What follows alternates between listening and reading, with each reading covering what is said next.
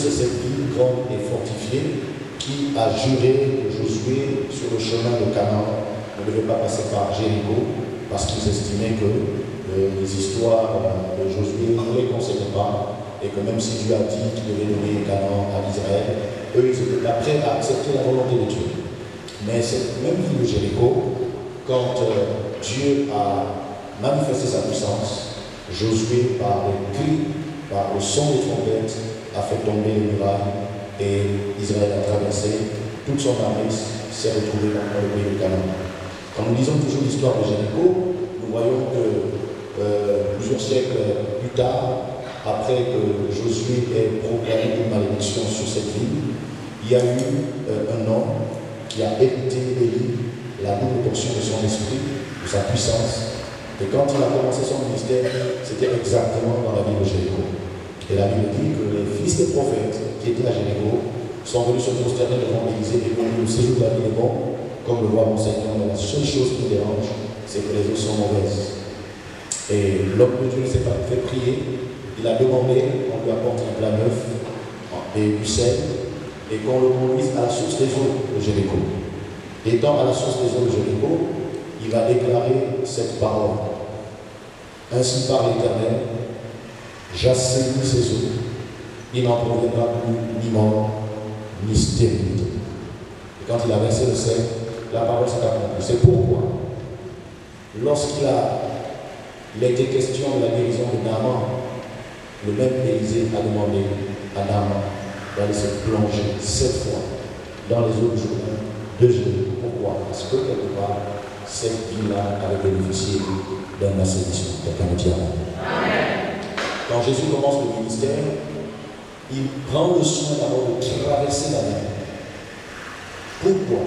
Parce qu'en réalité, le ministère, c'est comme si tu faisais un voyage. Tu quittes le monde, tu traverses Jéricho avant d'entrer à Canaan. Et si tu ne traverses pas Jéricho, ce qui va se passer, c'est que tu auras l'illusion d'être sauvé, tu auras l'illusion d'être béni, tu auras l'illusion d'être riche et prospère, mais tout ce que tu as comme possession se perdra souvent en chemin. Et tu te demanderas: mais qu'est-ce qui se passe? Ce qui se passe, c'est que Jéricho est là pour te faire regretter d'avoir quitté l'Égypte et pour t'empêcher d'entrer dans le Dieu de ta bénédiction. C'est pourquoi il fallait que Jésus traverse la ville de Jéricho. Mais quand il traverse cette ville, vous savez qu'il avait déjà guéri, comment vous l'appelez, Bartimée. Amen. C'était toujours dans cette ville de Jéricho. La Bible dit: un homme riche appelé Zachée, qui était même le chef des publicains, voulait voir Jésus. Comme plusieurs d'entre nous, peut-être nous tous, nous sommes venus ce matin, nous voulons voir le Seigneur. Nous voulons voir le Seigneur à l'œuvre dans nos vies, dans le combat, dans nos défis. En fait, nous voulons que Dieu intervienne de manière palpable, de manière réelle. Le problème, c'est que, comme Zachée, malheureusement, parfois il manque la taille. Parfois il manque le fait d'avoir respecté les conditions qui rendent possible la capacité de voir Jésus. Parfois il y a un péché, parfois il y a un lien, parfois il y a une malédiction, une parole libérée par un tiers, un parent, un voisin avec qui tu t'es disputé pour une affaire de temps. Parfois une situation qui empêche que tu vois convenablement le Seigneur, facilement le Seigneur. À côté de toi, les gens ont témoignage. À côté de toi, les gens sont contents parce qu'ils sentent la présence de Dieu. Toi, en dehors des émotions et la chair de Dieu, il n'y a rien dans ta vie qui démontre que Dieu est avec toi. Tu es comme Zachée. Mais la Bible dit, conscient de sa petite âme, Zachée a néanmoins pris appui sur un sycomore. Vous savez, un homme de Dieu est un sycomore. Et le but du sycomore est d'augmenter ta taille. Le but du sycomore est de compléter ce qui te manque pour que tu vois Jésus. Le but du sycomore est de t'aider à saisir ce qui t'appartient mais qui est encore inaccessible. C'est de t'aider à voir l'accomplissement des promesses de Dieu pour ta vie. Le but d'un homme de Dieu est d'augmenter ta foi, d'augmenter ta sensibilité spirituelle, d'augmenter ton discernement et de favoriser les conditions de l'entrée royale du Seigneur Jésus dans ta vie. Pendant que cherchait à voir Jésus, il ne savait pas que Jésus lui-même cherchait à le voir. Parce que si Jésus ne cherchait pas à le voir, il se serait contenté de passer. Vous savez, tout le monde voyait Jésus, mais Jésus ne s'est pas arrêté parce que les gens le voyaient. Si Jésus s'est arrêté et demande à Zachée de descendre, jusqu'à lui demander d'apprêter la maison parce qu'il va entrer, c'est parce qu'en sortant de chez lui, ce jour-là, le Père avait révélé au Seigneur Jésus qu'aujourd'hui, tu vas croiser quelqu'un de petite taille, il cherche à te voir, il va même se percher sur un sycomore, mais ne le laisse pas sur le carreau. Entre chez lui. C'est quelqu'un qui est traité de tous les mauvais noms. Il a une mauvaise réputation, tout le monde le prend pour un voleur, tout le monde le prend pour un escroc, et donc il faut que tu lui apportes le Seigneur. Je veux dire à quelqu'un, la chose qui aujourd'hui peut-être constitue un obstacle, qui t'empêche de voir le Seigneur, qui t'empêche d'expérimenter la gloire de Dieu, la présence du Seigneur qui nous bénit, laisse-moi te dire que le Seigneur, pendant ce culte, a déjà apprêté la formule qui va régler ce problème. Parce que plus que toi-même, le Seigneur te cherche. Il n'y a pas que toi qui cherches le Seigneur. Le Seigneur te cherche. Le Seigneur est triste de te voir en train de lutter pour une chose alors qu'il a payé de sa vie pour te donner la victoire par rapport à cette chose. C'est pas normal qu'un chrétien soit en permanence malade. Par les meurtrissures de Jésus, nous avons été bénis. C'est pas normal qu'un chrétien soit oppressé. Il a dépouillé les dominations et les autorités, il les a livrés publiquement en spectacle en triomphant des parois. Donc je veux dire à quelqu'un, comme tu es venu ce matin-là, laisse-moi te dire que Dieu est prêt à relâcher sa présence sur toi. Ouvre seulement ton cœur. Parce que quand le Seigneur dit à Zachée, à toi de descendre, je vais demeurer chez toi. Si Zachée avait traîné, avec toute la pression de la foule dit Seigneur, comme il veut faire le malin, on a besoin de toi, continue ton chemin. Mais la Bible dit, il s'est raté de descendre. Il faut savoir discerner l'interpellation de Dieu. Il faut savoir discerner la saison de ta restauration.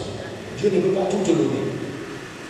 Il faut savoir faire ce que tu dois faire promptement pour que tu profites du temps de la grâce. La grâce, certes, c'est une faveur non méritée, mais la grâce nécessite la vigilance de faire le. Quelqu'un a fait 38 ans à côté de la grâce parce qu'il n'a pas su saisir le temps. La grâce peut être là, mais il y a des délais, il y a des séquences pendant lesquelles la grâce doit réaliser certaines choses. Si tu passes toute ta vie en pensant que je peux faire comme je veux, de toute façon, errant est là, et quand ça me plaira, je serai un peu sérieux, je serai un peu plus régulier à l'église. Malheureusement, la grâce spécifique qui devait résoudre certaines situations dans ta vie va passer. Quand tu viendras, il y aura d'autres grâces, mais qui ne correspondent plus à ta situation. Amen. Y a-t-il quelqu'un qui m'entend ce matin? La Bible dit Jésus est entré dans la maison de Zachée, et pendant que les gens murmuraient, Jésus dit à Zachée, n'écoute pas les gens, c'est moi qui suis le détenteur de ton Seigneur. Jésus n'a rien demandé à Zachée. Zachée a prêté le couvert. Jésus n'a rien demandé à Zachée. Zachée a commencé à prendre des décisions par rapport à la libéralité. Il a commencé à chercher à qui faire le bien. Parce que pour lui, c'était un grand privilège de l'avoir au Seigneur. Vous savez, quand le Seigneur vient dans votre vie dans une certaine dimension, même l'avarice et la humilité disparaissent de notre vie. On devient bon, on devient libéral, on se soucie des situations des autres. Mais mieux, lorsque le Seigneur vient dans la vie de quelqu'un, lorsque le Seigneur entre dans une famille, le Seigneur te donne la capacité de faire la réparation. Il n'y a pas de présence de Dieu qui ne se suive d'un esprit de repentance et de restitution. La preuve que le Seigneur est entré de manière particulière dans ta vie, c'est que tu as envie de faire la paix avec les gens tant que ça dépend de toi. Tu as envie de réparer les torts. Tu as envie de réparer les frustrations. Tu as envie de faire en sorte qu'une chose ne soit pas un obstacle pour ta bénédiction. Parce qu'il savait que jusqu'à ce que Jésus parte, ce n'était pas évident que Jésus revienne à nouveau dans sa vie. Les chrétiens viennent à l'église pensant que c'est évident en même temps qu'on est l'église, je pourrais toujours venir. Je peux te garantir, il y a au moins 30, 40, 50 personnes, peut-être plus, hier soir, qui voulaient venir au culte, mais qui se sont réveillés malades, qui se sont réveillés à l'hôpital. Certains se sont réveillés morts. Parce que le diable sait que s'il les laisse venir ici, ils vont être sauvés. Donc ne pense pas que c'est un jeu, peut-être dans la maison de Dieu. C'est un privilège, mais une opportunité dont nous ne savons pas toujours jusqu'à quand elle sera toujours disponible. Donc quand tu es dans la maison de Dieu, demande à Dieu la grâce de changer.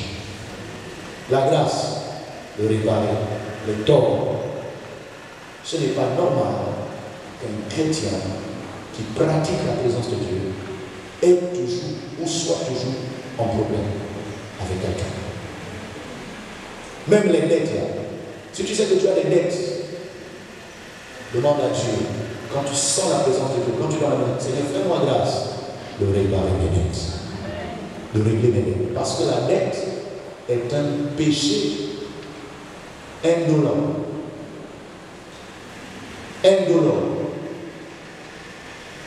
Apparemment inoffensif, mais qui cause les mêmes dégâts que la colère, le mensonge, la sorcellerie. La Bible dit ne devez rien à personne si c'est seulement de vous aimer. Donc, ma fille, mon fils, si tu es ici et que tu sais que tu as des dettes, profite de la présence de Dieu pour réclamer une intervention du Seigneur afin que tu ailles régler les dettes. La dette peut être un obstacle à l'exaucement de tes prières. Surtout quand ça a trop duré et que tu as souvent eu l'opportunité de faire, mais tu as priorisé autre chose. Est-ce que je parle à quelqu'un? Amen. La Bible dit, pendant que les gens murmuraient, parce qu'ils estimaient que Zachée ne méritait pas d'être visité par le Seigneur va rassurer Zachée. Moi, ce que j'aime avec le Seigneur, c'est que le Seigneur n'a jamais fait un post pour condamner les critiques. Le Seigneur n'a jamais fait une publication sur TikTok pour insulter ceux qui critiquent. Non. Parce que la critique, le rejet, les accusations, ça fait partie de la vie normale. Que tu fasses bien, que tu fasses mal, il y aura toujours quelqu'un qui dit que ce que tu fais n'est pas bien. Est-ce que tu es d'accord avec moi? Sois l'homme le plus correct de toute la terre. Il y aura toujours quelqu'un qui dit que si tu es correct, c'est parce que tu as une alliance avec le diable. Tu es pauvre, on va se moquer de toi. Tu es riche, c'est que tu as la formation. Il n'y a pas un statut qui va te mettre au-dessus des critiques. Donc, quand les gens critiquent le Seigneur, parce qu'il est entré dans la maison des Zachée, il s'intéresse pas à eux. Il s'intéresse plutôt à Zachée. Et dit mon fils, comme tu as accepté le genre dans ta maison, comme tu m'as bien accueilli, tu m'as fait à manger, et comme tu as accepté la repentance, aujourd'hui je t'informe que le salut est entré dans ta maison. Il faut que l'Église se réapproprie le salut en posant de bons actes. Il y a des choses qui concrétisent le salut. Le salut doit passer du spirituel au naturel. Ouvre ton cœur. Dans Apocalypse, s'adressant à l'église de l'Odyssée, Jésus dit, je me tiens à la porte et je frappe. Si quelqu'un entend ma voix, ouvre la porte, j'entrerai chez lui, je souperai avec lui et lui avec lui. Le Seigneur nous interpelle. Nous sommes l'église, mais parfois nous avons laissé le Seigneur dehors. Si le Seigneur était à l'intérieur de l'église de la Odyssée, il ne dirait pas que je me tiens à la porte. Il dirait plutôt je suis à l'intérieur de la maison, mais je cherche quelqu'un avec qui parler. Mais là, il nous dit, je me tiens à la porte et je frappe. J'espère qu'à l'intérieur de l'église, quelqu'un peut écouter ma voix. Comment écoute-t-on la voix de Dieu? Qu'est-ce qui se passe quand on écoute la voix de Dieu? En fait, l'écoute de la voix de Dieu, le discernement de la volonté de Dieu, ce sont les symptômes, les signes du réveil. La preuve que l'Église est en train de vivre d'un réveil, c'est que les gens commencent à prendre conscience que je ne peux plus être dans telle situation. Je ne peux plus vivre dans tel type de maison. Je ne peux plus m'appeler de telle manière. Je ne peux plus manger tel. Je ne peux plus marcher avec telle personne. Je ne peux plus faire ceci. Je ne peux plus faire. Pourquoi? Parce que la présence de Dieu amène le changement. Amen. Oui, Zachée, Dieu au ciel peut tourner la page de ton passé, mais il s'intéresse aux résolutions que tu vas prendre aujourd'hui afin que ton futur soit diamétralement opposé à ton passé. Amen. Oui, vous me parlez, vous me critiquez. La Bible dit ne jugez pas, c'est vrai. Mais la Bible dit aussi répentez-vous. La Bible n'a pas dit ne jugez pas pour laisser les gens dans leur ancienne vie. La Bible dit ne jugez pas. Parce que quelle que soit la vie criminelle, ça, dévergondé que quelqu'un est béni et vécu, le sang de Jésus a la capacité de changer la vie. C'est en cela que la Bible dit ne jugez pas. Et c'est en cela que la Bible dit même les prostituées vous dénonceront. Ce n'est pas que Dieu approuve la prostitution. C'est une manière de dire quand Jésus entre dans la vie d'une prostituée, elle est tellement changée que toi qui t'appuies sur ta fausse justice, tu seras derrière. Et tu vas trouver la prostituée assise à la droite d'Abraham. Parce qu'elle a changé. Parce qu'elle a compris qu'on ne joue pas avec la présence du Seigneur. Quand tu as la grâce d'avoir la présence de Dieu, il faut savoir la capitaliser. Et la Bible dit, celui-ci aussi est un fils d'Abraham. Car le Fils de l'homme n'est pas venu chercher et sauver ceux qui étaient trouvés ou qui étaient là, mais il est venu chercher et sauver ceux qui étaient perdus. Moi, je me considère comme la brebis du Seigneur, qui était perdu, qui l'a retrouvé et à qui il a donné le mandat de perdre non seulement ceux qui sont avec nous sur la montagne, mais de ne pas oublier d'où il m'a tiré et d'avoir comme planification dans la gestion de mon temps, de mon énergie, de penser à ceux qui sont encore sauvés, afin qu'eux aussi soient dans la sécurité de la Belgique. Donne-moi ton parole. Donne-moi ton parole. Ça, c'était le premier point. Le deuxième, et là je m'adresse aux spirituels. Je m'adresse à ceux qui croient être en communion avec Dieu, à ceux qui pensent avoir le Saint-Esprit, à ceux qui croient être en harmonie, en intimité avec le Seigneur, ceux qui se sentent corrects. La Bible dit au verset 11, ils écoutaient ces choses et Jésus ajouta une parole. Parce qu'il était près de Jérusalem et qu'on croyait qu'à l'instant le royaume de Dieu allait paraître. Chers amis, les gens spirituels ont l'illusion de penser que leur spiritualité va stopper le cours de la vie naturelle. La spiritualité peut te faire penser que parce que tu es en harmonie avec Dieu, tu es dans la sainteté, tu as les rêves, les visions, donc à cause de toi, le monde va cesser de tourner. Rien que pour toi. Jésus nous dit, arrêtez de vous illusionner.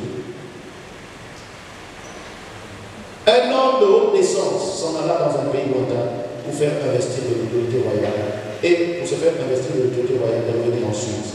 Il appela 10 de ses serviteurs, leur donna 10 000 et leur dit, faites-les valoir jusqu'à ce que je revienne. L'homme de distinction, l'homme qui devait se faire investir dans une destinée royale, c'est le Seigneur Jésus-Christ. Il a quitté la terre, il est allé au ciel recevoir le nom qui est au-dessus de tous les noms. Et après qu'il ait reçu le nom qui est au-dessus de tous les noms, il a prévu de revenir te chercher, me chercher, afin que nous allions assister à la finalisation de son projet.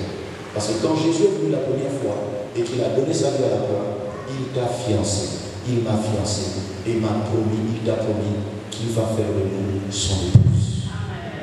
Mais ce n'est qu'une promesse. L'alliance que nous avons, ce n'est qu'une alliance de fiançailles. C'est pourquoi la Bible dit que le Saint-Esprit est un gage du salut. Ce sont des armes. Quand vous allez dans un hôtel, on vous demande de déposer des armes avant de vous donner les clés d'une chambre. Même si vous allez payer tous les jours, même si vous êtes là juste pour une semaine, on fait quand même des armes. Alléluia. Le Saint-Esprit nous a été donné comme garantie que nous serons enlevés. Le Saint-Esprit n'est pas la finalité du salut, c'est le début du salut. Il y a réponse, c'est le début du salut. Je vais vous expliquer. Est-ce que vous savez que nous ne sommes pas sauvés dans la réalité? Nous sommes sauvés par la foi.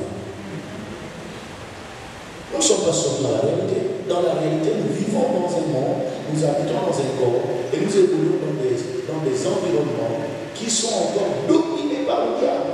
C'est pourquoi la Bible dit, ce jour-là, nos corps seront transformés en un clin d'œil et nous irons à la rencontre du Seigneur dans les airs pour être éternellement avec le Seigneur. C'est ce jour-là. que notre salut sera finalisé. Pour le moment, il n'y a que ton esprit qui est sauvé. Même ton âme n'est pas encore sauvée. D'après l'apôtre Pierre, c'est l'enseignement et la mise en pratique biblique qui chaque jour sauve progressivement ton âme. Excuse-moi, je vais te le dire ce matin. Les 15, 20, 30 ans que tu as fait dans l'église ne contribuent en rien au salut de ton âme. Si pendant 15 ans, 20 ans, 30 ans, ton âme est restée la même, tordue, cabossée, puante, rebelle et insubordonnée, réfractaire aux réprimandes et à la correction, comment veux-tu que cette âme soit sauvée? Être à l'église, c'est pas ça la garantie du salut. C'est ce que tu fais à l'église qui garantit ton salut. C'est ton rapport à la parole que tu connais. C'est pourquoi il faut éviter de faire passer Dieu pour un tel ou tel qui doit répéter toute la journée la même chose. Dieu, quand il parle, c'est pour que tu obéisses. Quand il parle, c'est pour que tu croies. Et la preuve que tu as cru, c'est l'obéissance. Jacques 1 22 dit quoi? Mettez en pratique la parole de Dieu. Ne vous trompez pas même par de faux raisonnements.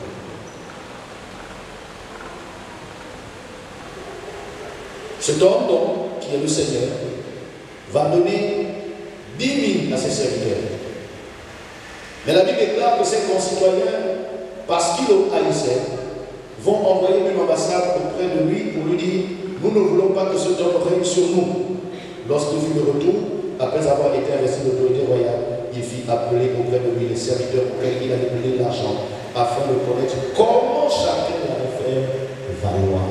Écoute-moi bien, regarde-moi s'il te plaît, laisse-moi la vie. Tu as la bouche, regarde-moi. Tous autant que nous sommes. Si nous avons déjà été délivrés du tribunal du jugement, il y a un autre tribunal qui nous est réservé. Si le fait d'accepter Jésus nous a ouvert la porte du salut, du paradis, donc nous n'irons plus en enfer. Mais un autre jugement qui nous est destiné, nous qui sommes spirituels, nous qui sommes sauvés, nous qui avons la Bible, c'est le tribunal de Christ. Cette session spéciale où on devra donner à chacun la récompense qui correspond à la manière dont il a géré les mines, les talents, les aptitudes que Dieu t'a données. Peut-être que tu as pensé que tu es intelligent juste pour que le monde te vénère. Madame, tu as pensé que tu es belle juste pour faire tomber les hommes. Monsieur, tu as pensé que tu as beaucoup d'argent juste pour jouer les boss dans ta famille. Tout ce que Dieu t'a donné, c'est pour qu'un jour tu en rendes compte par rapport à sa gestion. C'est pourquoi la Bible dit à ceux à qui on a peu donné, on demandera peu. Mais c'est à celui à qui on a beaucoup donné, on demandera. Venez tous les jours à nous, écoutez les messages, écoutez tous ces hommes de haute facture qui passent ici. C'est un jugement que tu prépares si tu ne veux pas mettre en pratique. Si tu n'as pas d'excuse. Seigneur, je voulais bien te servir, mais. Seigneur, je voulais bien prier, mais. Seigneur, je voulais bien évangéliser, mais. Seigneur, je voulais bien aller en mission, mais. Seigneur, je voulais bien investir dans l'œuvre de Dieu, mais. Toutes les raisons fallacieuses que tu vas avancer ce jour-là ne tiendront pas en compte. Les concitoyens qui ont décidé de s'opposer au retour de ce temps de distinction, c'est l'Antichrist et ses serviteurs. Et nous sommes déjà en plein de règne de l'Antichrist. Déjà au temps de l'apôtre Paul, l'esprit de l'Antichrist était déjà en mouvement. Mais pour tous ceux qui voient l'évolution du monde, pour tous ceux qui lisent les journaux, pour tous ceux qui voient le quotidien de nos familles, de nos quartiers, de nos nations, nous savons sans l'ombre d'aucun doute que l'Antichrist est déjà là. Il a déjà son armée, il a ses structures, il a ses philosophies, il a même ses outils technologiques, sans forcer. Le désespoir vers lequel le monde est en train d'aller va amener le monde à soupirer après un libérateur, après quelqu'un qui va sécuriser le monde, qui va délivrer le monde des fléaux, du terrorisme, des guerres, comme ce qui se passe en Ukraine. On sera à la recherche de quelqu'un qui va préserver le monde des famines, comme celle qui est causée par la guerre en Ukraine. Il a fallu que la Russie oppresse l'Ukraine pour que l'Afrique se rende compte que donc on peut se retrouver sans farine. Pour que l'Occident se rende compte qu'on peut se retrouver sans pétrole, sans énergie. Ce qui a commencé là ne va pas diminuer. Ça va s'accélérer. Et on ne forcera personne à adorer l'Antichrist. L'humanité, naturellement, instinctivement, va adorer celui qui apportera la solution afin que le monde soit dans la paix. C'est pourquoi, quand il aura réussi à tirer toute cette sympathie et toute cette soumission, cette allégeance du monde entier, il va estimer que je ne veux pas entendre parler d'un autre roi qui vient prendre une certaine église, parce qu'il estimera qu'il est le roi de la terre. Jésus n'a qu'à rester dans son ciel, ici c'est lui le roi. C'est ça l'histoire de la bataille d'Armageddon. Toutes les armées du monde seront concentrées quelque part dans le Moyen-Orient pour s'opposer au retour de Christ. Pas au retour en esprit, mais au retour physique. Soyez délivrés des sketchs, des films, des Ivoiriens et autres nationalités dont le buzz a dépassé l'imagination au point d'imaginer tous les jours Jésus les baoulés, Jésus les pétés, Jésus les ceci, des conneries des gens qui n'ont rien à faire. Jésus deviendra physiquement. Jésus n'est ni gabonais, ni baoulé, ni égyptien, ni français. Jésus, c'est Jésus. Amen. Et la Bible dit, tout le monde le verra, même ceux qui l'ont crucifié. Il reviendra. Et les moyens technologiques sont déjà mis en place pour que ce qui va se passer quelque part en Israël, dans le Moyen-Orient, ce soit retransmis dans toutes les télévisions du monde entier, dans toutes les pages Facebook, dans tous les comptes. Personne, quel que soit l'endroit de la terre où tu seras, personne n'ignorera que le Fils de Dieu est venu. Et il y aura une guerre. Mais la Bible dit, Jésus, quand il descendait avec ses anges, n'aura même pas besoin d'utiliser la force des anges. Rien que par la parole qui sort de sa bouche, il va détruire l'armée de l'Antichrist. Mais avant que cela n'arrive, nous sommes dans un segment de temps qui convoque notre sagesse. Quand je vous vois marcher, quand je vous vois servir Dieu, beaucoup me donnent le sentiment qu'ils seront éternels. C'est même pas sûr que Jésus vienne tout de suite. Tu penses que c'est un exploit que Jésus vienne et qu'il t'amène au ciel? C'est pas un exploit. C'est normal si tu as accepté Jésus qu'il t'amène au ciel. Mais quand tu te retrouves au ciel, c'est quoi la suite? Tu vas au ciel pour envier encore les gens qui vont prier plus que toi, qui auront des couronnes avec plus de diadèmes que toi, qui auront des tuniques dorées, pendant que toi tu auras une tunique façon, juste, quand même il faut que tu sois couvert. Beaucoup de gens ont exagéré et ont menti sur le ciel. Le ciel n'est pas un lieu où nous serons amnésiques et privés de mémoire, privés de sentiments, privés de désir. Notre âme existera toujours. La preuve, c'est que Lazare a reconnu le pauvre et le pauvre a reconnu, n'est-ce pas? Le riche, il est bien. Lazare a reconnu le riche a reconnu Lazare. Les gens voient le ciel comme une finalité. Oh, moi, l'essentiel, je vais aller au ciel. Moi, mon ciel. Le ciel est un exploit. Le sang de Jésus a coulé pour que tu ailles là-bas. Fais plus que aller au ciel. J'aimerais dire à tous les enfants ce matin, vous préparez le ciel en acceptant de croire ce qu'on vous enseigne à l'école du dimanche.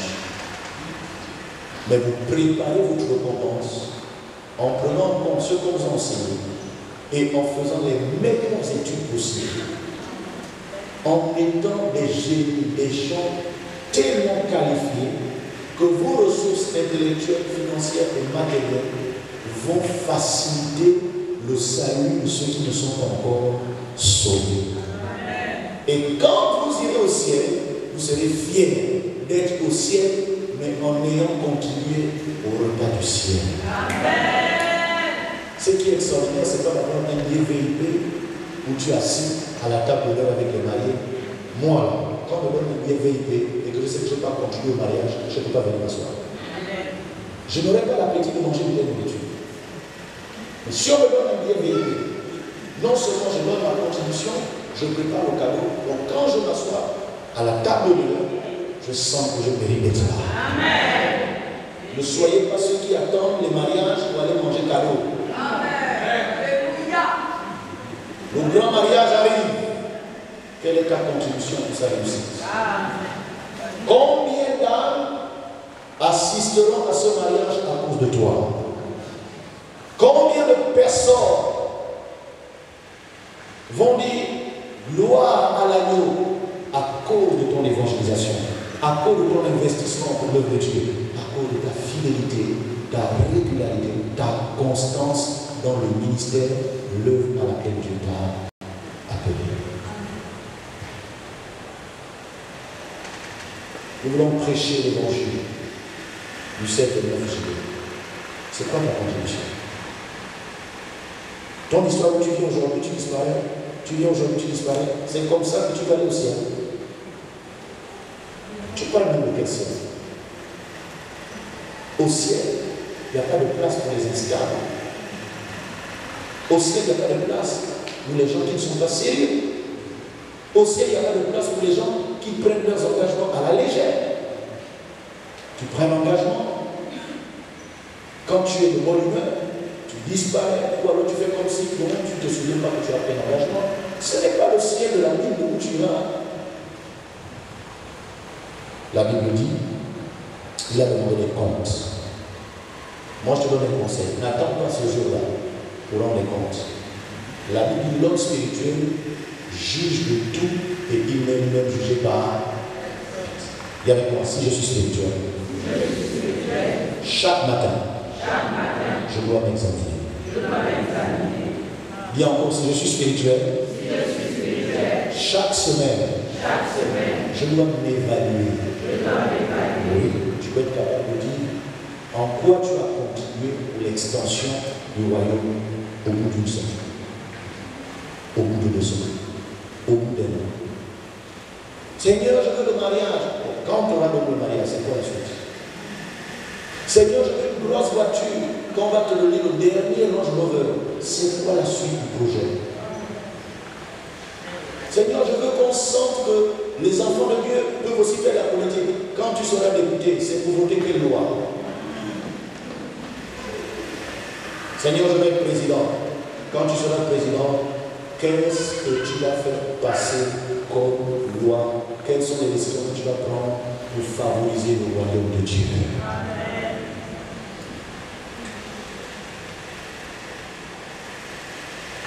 Le premier est venu, il va dire, Seigneur, David m'a rapporté 10 000.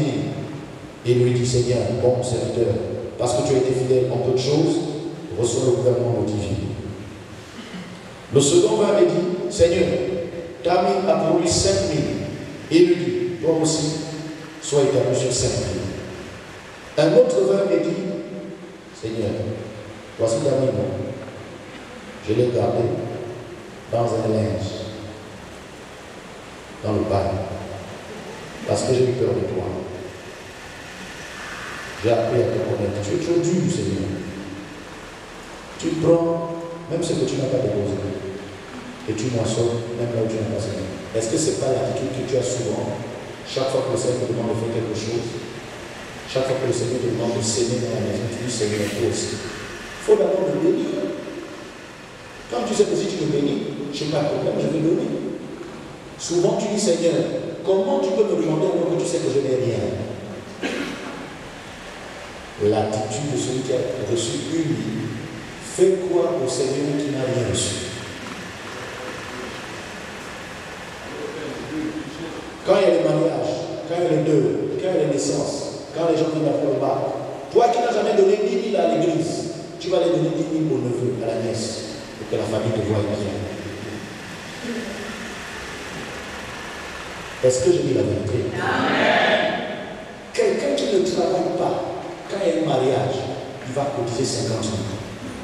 Mais quand on te demande 10 000, 5 000 à l'église, 20 000, tu fais comme si on t'a tué.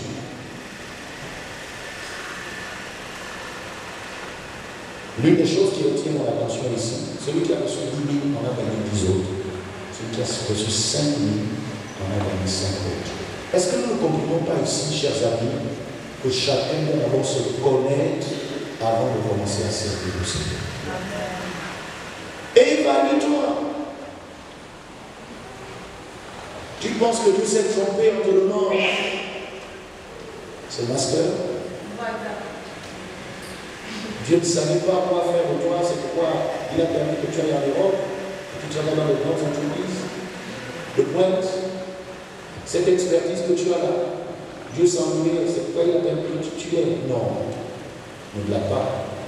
Tout ce que tu as est un don de Dieu. Amen. Si c'est un don de Dieu, ça veut dire que ça ne t'appartient pas, tu auras le compte.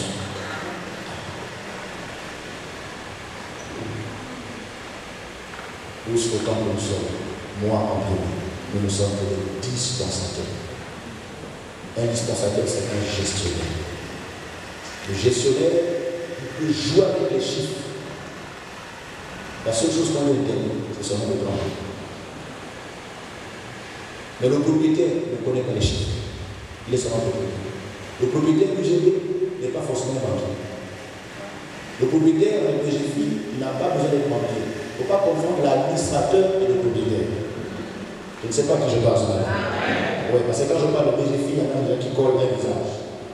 Non. Il est le premier gestionnaire, il n'est pas le propriétaire. Les vrais propriétaires, ils ne les connaissent jamais. Ce sont des actionnaires. On les voit une fois dans la main. Il faut partager les dividendes. La beauté que Dieu t'a donnée, c'est une mine. Les contacts, les relations que tu as à la présidence, c'est une mine. Les contacts que tu as à l'extérieur, dans les administrations, le numéro de téléphone de quelqu'un que tu as, c'est une mine. Vous pensez que tout dans la vie c'est l'argent, mais vous avez l'argent dans votre téléphone, vous ne le savez pas. Cet argent s'appelle les contacts. Il y a des moments où tu es coincé, bientôt on fait coincé. Mais il y a un petit numéro là, si tu l'actives avant la fin de la journée, le stress et l'angoisse de ce problème vont te quitter. Sans argent, un simple profit. Est-ce que je parle à quelqu'un? Maintenant tu te dis, tout ce que tu as là, fructifie ça pour que ça bénéficie à l'œuvre de Dieu. Fructifie, multiplie. Donne une valeur ajoutée. Ne reste pas brut. Fais manger le Seigneur par ta vie. Comme tu te bats pour manger et faire manger tes enfants, fais manger le Seigneur par ta vie. Il faut que le Seigneur soit content de t'avoir créé. Parce que cette journée, il a beaucoup mangé avec toi. Chaque soir, avant de dormir, ne demande pas seulement à Dieu, Seigneur, est-ce que j'ai eu l'argent? Est-ce qu'on m'a engagé? Est-ce que j'ai eu une maison? Est-ce qu'on m'a donné un téléphone? Pose-toi la question de savoir, dans tout ce que j'ai eu, est-ce que le Seigneur a eu sa part? Dans les 24 heures, dont le chrono a commencé le jour où tu es né, les 24 heures que Dieu t'a donné, quelle est la part du Seigneur?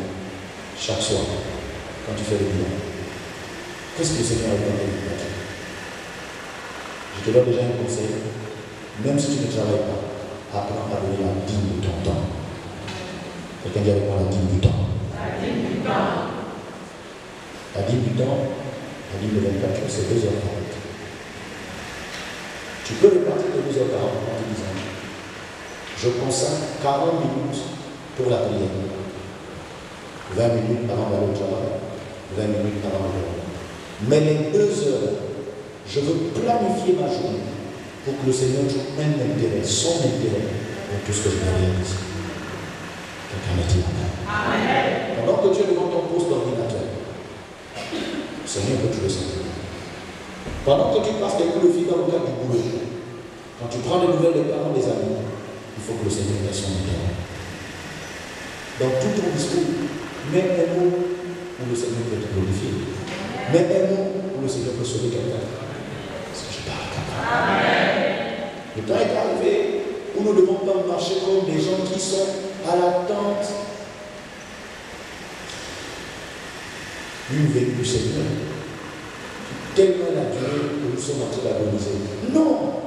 Un chrétien n'attend pas le retour du Seigneur anxieusement. Un chrétien doit attendre le retour du Seigneur avec joie. Parce qu'il sait qu'il est en train de faire ce que le Seigneur attend de lui. Quelle est la place du Seigneur dans ton énergie physique? Regarde comment tu te tues quand c'est le mariage de ta cousine. Regarde comment tu te tues quand il y a les deux. Et une chose qui est choquante, d'abord, j'espère que c'est pareil en Afrique. Quelqu'un souffre, personne ne peut payer l'ordonnance. Quelqu'un dort mal, personne ne peut payer un bon matelas. Mais le jour où il meurt, on va sortir 10 millions les obstacles. Mais c'est criminel. Même les païens en parlent dans Facebook. Il y en a qui disent, j'aurais aimé que vous me donniez cet argent quand j'étais encore malade. Peut-être que j'aurais pu être évacué et te soigner. Pourquoi les gens sont au point de jouer le bienfaiteur quand l'autre est déjà passé de vierge? C'est-à-dire que souvent notre énergie, nous préférons la consacrer aux morts. Or, Jésus a dit, laisse les morts enterrer les morts. Suis le Seigneur avec ton énergie. Comme tu peux voyager pour tes propres affaires, voyage aussi pour le Seigneur. Comme tu peux prendre des crédits pour tes problèmes, pour financer les études de tes enfants, pour achever les travaux de ta maison, prends aussi des crédits pour le Seigneur. Je sais que cette partie, tu as envie de dire, est-ce que tu dois dire amen ou pas? Parce que là, quand même, c'est un peu trop là. Oui, c'est trop parce que tu mens quand tu dis j'aime le Seigneur de tout mon cœur. Et celui qui dit la vérité en disant j'aime le Seigneur de tout mon cœur, il ne peut pas estimer que c'est trop, c'est le peu même. Je te dis que Jésus a respecté l'ordre. Quand il dit tu aimeras le Seigneur de tout ton cœur, de tout ton âme, de toute ta pensée et de toute ta force. S'il aurait commencé en disant tu aimeras le Seigneur de Dieu de toute ta force, ça aurait fait. Parce qu'il y en a qui déploient leur énergie, mais leur cœur n'y est pas. Mais quand ton cœur est engagé, tu ne sens pas que c'est compliqué. Quand ton cœur est engagé, tu ne sens pas que c'est difficile. Quand ton cœur est engagé, en fait, c'est un plaisir, c'est une faveur de donner à Dieu. Donne-moi la main vivante. Amen. Et le Seigneur dit à ce garçon-là, qui a décidé par lui-même, le talent, la mine qu'on lui a donnée était égale à 0. Parce que c'est ce qu'il a voulu dire. Au lieu de fructifier, il a caché. Comme lui, la valeur que j'ai reçue ne peut pas se multiplier. Or, avant de devenir milliardaire, on est d'abord millionnaire. Avant d'être millionnaire, on est d'abord riche en centaines de mille.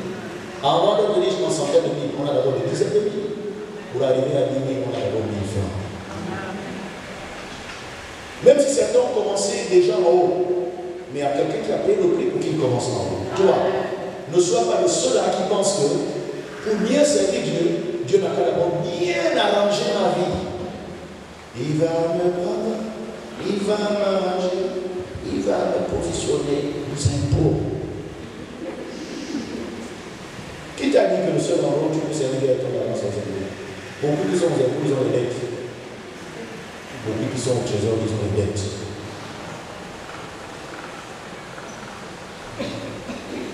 Non, Seigneur, fais de moi un administrateur de crédit. Comme ça, moi, quand je vais gérer le budget, je vais te servir. L'agence d'investigation financière est derrière toi. J'étais avec un des agents. Alléluia. Amen. Mes amis, accepter Jésus, c'est une initiation de cœur. Tous les rites du monde, ce sont des initiations de formalité. Parce qu'il paraît qu'il faut être dedans pour porter l'héritage. Il faut être dedans pour que la famille t'accepte, pour que la communauté t'accepte. Mais l'initiation dans le christianisme par le baptême, c'est une initiation avec le cœur. C'est pourquoi la vie chrétienne sera toujours difficile pour celui qui n'a pas accepté Jésus avec le cœur, mais qui l'a accepté avec calcul. C'est là-dedans que tu trouveras des gens qui quittent l'église parce que le mariage t'a perdu. Tu quittes l'église parce que la voiture t'a perdu. Tu quittes l'église parce que tu n'as pas vu la maison que tu voulais. Tu quittes l'église parce que le poste qu'on t'a prophétisé n'est pas arrivé, il a plutôt été accordé à quelqu'un d'autre. Quelqu'un a dit à juste titre, et je m'associe à ces paroles. Celui qui quitte l'église à cause d'un homme n'est jamais venu à l'église à cause de Jésus. Si tu te refroidis dans ton œuvre, dans ton sacerdoce, dans ton service, dans ton département, dans ton comité, parce que quelqu'un n'a pas fait, parce que quelqu'un t'a frustré, ça veut dire que tu faisais ça pour les hommes. Si tu fais les choses pour que moi je puisse t'apprécier, tu vas te décourager parce que même ma femme, je peux faire 6 mois avant de donner un compliment. On ne s'est pas marié pour les compliments. Les compliments, c'est la respiration des dragueurs. Et les dragueurs, ce sont des faits mal.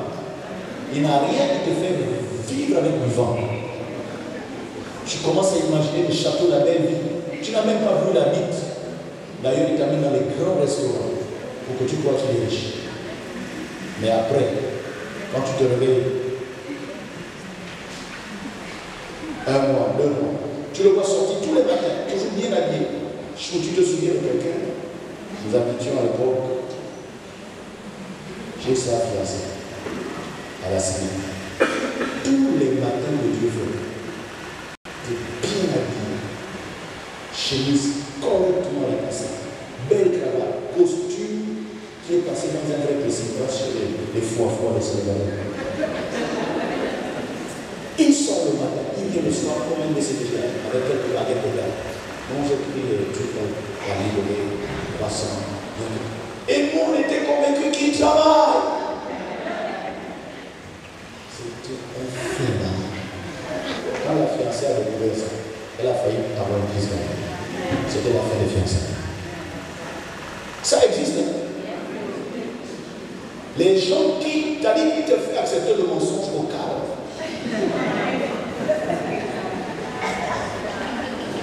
Injection sans douleur. Je me suis dit, non, on regarde la force. C'est-à-dire qu'à aucun moment tu peux imaginer que tu travailles. Dès le moment qu'il était. Non, ça, je suis là. Même la chaussure de mal n'est pas serrée comme ça. Ça. Il a gagné la soeur avec le compliment. Je sais pas, j'ai rendez-vous avec le premier ministre du monde. Il faut bien aller passer dans le pays parce que il veut me changer de poste. Tu sais que la mairie là-bas, il y a toujours des ordres qui m'envoient une camionnette. Et on croyait.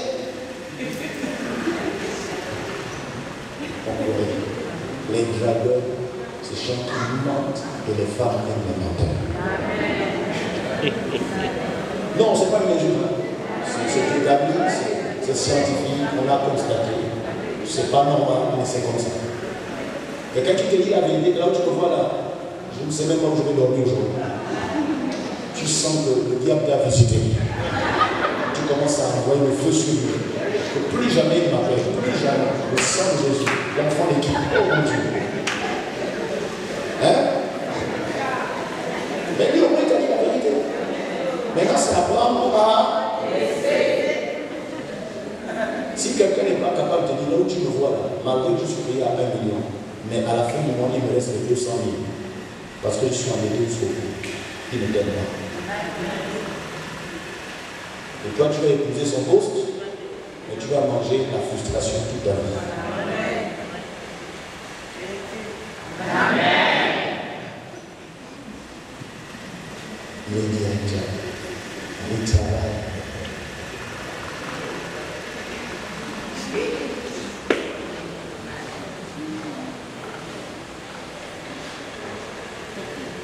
Verset 24. Puis il dit à ceux qui étaient là, ôtez-lui la mine et donnez-la à celui qui a 10 000. J'aimerais dire à quelqu'un ce matin, que j'espère que mon discours va retentir jusque chez toi pendant au moins 6 mois. Je suis désolé, si tu ne veux pas servir Dieu, arrête de déranger si tu veux servir Dieu. Amen. Je reprends ça. Si tu estimes que c'est trop te demander, laisse tranquille ceux qui veulent servir. J'ai remarqué que ce qui décourage les gens dans l'église, c'est ceux qui soit avaient commencé et pour des raisons que eux seuls connaissent, ont arrêté, ou ceux qui ont voulu faire, mais n'ont jamais le courage de faire. Et donc, ils estiment que leur échec, c'est à cause de celui qui a dû le faire. Est-ce que la réussite de l'autre, c'est ce qui a l'origine de ton échec à toi? Ton échec est individuel, je suis désolé. Est-ce que je parle à quelqu'un? Vous tous, autant que vous êtes là, chacun a son histoire. Et si tu as arrêté de servir Dieu de manière passionnée, n'accuse pas le confinement. Au Gabon, on a levé le confinement depuis longtemps. Donc, ton hibernation là, je n'ai aucune excuse. J'ai menacé ma fille tout à l'heure, elle était dehors. Tu fais quoi ici? Non, j'ai mal à la tête. Donc, c'est le roi que Dieu guérit le malade. Fais à l'église. Tu pars de chez toi, c'est pour la maison de Dieu. Si tu veux être guéri, c'est à l'église. Si tu as des problèmes, c'est dans la maison de Dieu, c'est dans la présence de Dieu que tu vas résoudre des problèmes. Alléluia. Mais s'il te plaît, tu auras des comptes à rendre à Dieu pour le travail que tu faisais, que tu ne fais plus. Et ça, c'est à chacun de passer à la caisse. Personne ne va embosser ni encaisser un chèque qui n'est pas libéré en son nom.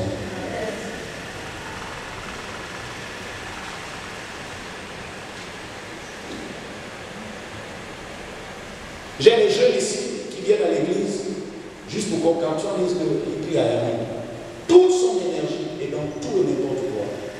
L'église regarde rien. Tu es actif sur Facebook, mais l'église ne regarde rien dans tes publications.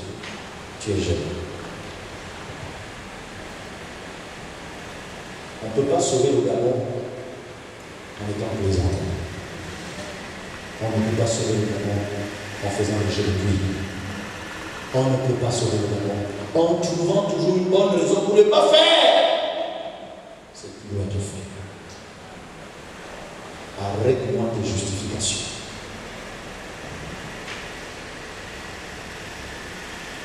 Ce que tu faisais, que tu cesses de faire, tu vas devenir quelqu'un d'autre.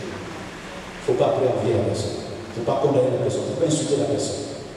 Il ne faut pas dire que c'est à cause de la personne que tu ne sais pas Dieu. C'est toi-même. Dans la maison de Dieu, il y a plusieurs bonheurs. Si ce n'était pas le cas, je vous l'aurais dit, a dit Jésus. Qu'est-ce que ça veut dire? La place que Dieu a apprêtée pour toi dans l'église, personne ne peut l'occuper. Par contre, le service que tu faisais, si tu cesses de le faire, comme tu n'es pas indispensable, Dieu va utiliser quelqu'un d'autre pour le faire. Jusqu'à ce que tu te répandes et que tu recommences à faire ton service. Mais ta place dans l'église, personne ne le verra. Dans le monde spirituel, la carte est remplie. Toutes les choses sont trouvées. C'est à toi de justifier pourquoi ta chaise est vide. Au reste, emmenez ici mes ennemis qui n'ont pas voulu que je régnasse sur eux et tuez-les en ma présence. Après avoir ainsi parlé, Jésus marcha devant la foule pour monter à Jérusalem. Jésus veut monter à Jérusalem. La vision du sang d'adoration doit monter à Jérusalem. C'est-à-dire, je vais vous expliquer. Jésus est le fils de David, n'est-ce pas? Est-ce que Jésus est le fils de David? Est-ce que Jésus est le fils de David? Mais qui est David? Petit berger. Le jour où Samuel doit prendre le roi, même son propre père avait oublié l'existence de son fils. C'est par la grâce de Dieu qui s'est souvenu au fait qu'il y a aussi David. Bon, appelez-le quand même. Parce que même le père était convaincu que Dieu peut appeler tout le monde sauf David. Quelle méchanceté d'avoir un père qui ne croit pas en toi. Ce qui n'est pas le cas des gens qui sont en révélation. Vous avez quelqu'un qui croit en vous, mais vous crachez sur la confiance, l'estime, que l'homme de Dieu porte sur notre personne. L'homme de Dieu ne regarde pas à ta personnalité, à ton caractère, à ce que tu fais ou que tu ne fais pas, mais il investit sa confiance en toi parce qu'il a la foi en son message. Il sait que ce qu'il prêche est suffisant pour te changer et te rendre capable de servir Dieu. Amen. La Bible dit, David est un roi, malgré lui sur sa tête. Le Père le renvoie encore en douce. Vous connaissez un seul enfant qui vient d'avoir le bac et qui accepte d'abord aller s'asseoir au séminaire ou bien en quatrième. Si tu fais ça, il va quitter ta famille. Il va aller partout s'écrire l'université. Il va aller partout s'écrire l'école supérieure. Comment le papa Isaïe, lui il a déjà touché la terre de ton fils, tu le renvoies là où les moutons sentent mauvais. À défaut de te battre pour qu'il devienne le roi, maintiens-le quand même un peu à la maison, qui bénéficie un peu des petits mots, de comment se tient à table, donne-lui des exercices de comment un roi marche, comment un roi parle au serviteur. Ça va me l'aider. Mais il a renvoyé en douce. Preuve que ce monsieur-là n'avait même pas encore accepté que ce soit son fils, le roi. Et la Bible nous dit, malgré ça, Dieu va créer quelque chose. Dieu va créer une guerre entre les Philistins et les enfants d'Israël. Et Saül, en tant que roi, c'était le chef de la guerre. Malheureusement, depuis que la guerre a été déclenchée, Saül n'a pas pu riposter. Et comme M. Isaïe estimait que la seule chose que David était capable de faire, c'était seulement de faire une commission. Il envoie garder le mouton, et là c'est que le mouton va donner à manger à tes frères. Tu dois la manger et tu t'assures sans bon signe. Un roi. Est-ce qu'on peut envoyer un roi aller donner à manger? On n'est pas roi parce qu'on est sur le trône. On est roi parce que lui il est sur notre tête. Le Père n'a pas respecté lui qui était sur la tête de David. Et la Bible dit, il arrive, vous connaissez la suite, il tue Goliath, et à cause de ça, il est repéré par Saül. À cause de ça, Saül l'associe interne dans son armée, sans formation militaire.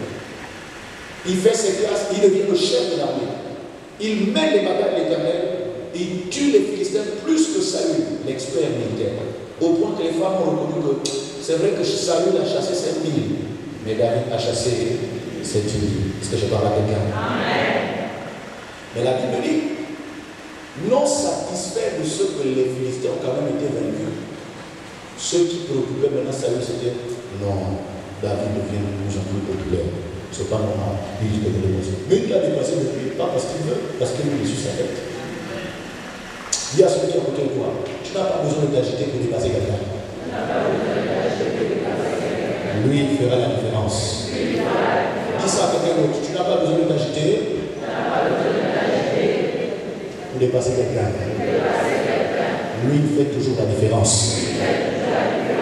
Si c'est vrai, acclame le Seigneur.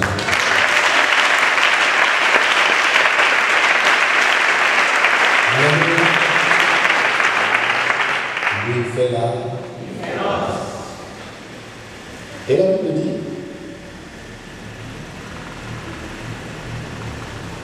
David est obligé de fuir Saül pour garder sa vie sauve. Un roi qui est obligé de fuir. Le trône est obligé de fuir. Parce qu'il connaît le temps de Dieu. Tu peux être roi en esprit, mais attends que dans le naturel, Dieu t'installe. Alors c'est quand il a commencé à fuir que Dieu lui a donné une armée composée des désœuvrés, des embêtés, des frustrés de la société. Il a formé une armée. Il combattait les Philistins en son nom, plus au nom du roi. À un moment donné, il a même eu des alliances stratégiques avec des Philistins. C'est pourquoi il s'est établi à Tsiklag. Et finalement, ça lui a dit que nous on est en train de faire la guerre, c'est notre propre fils, c'est notre propre enfant, c'est notre propre sang. On va le soutenir, On se met debout et on acclame le Seigneur pour l'entrée de son serviteur.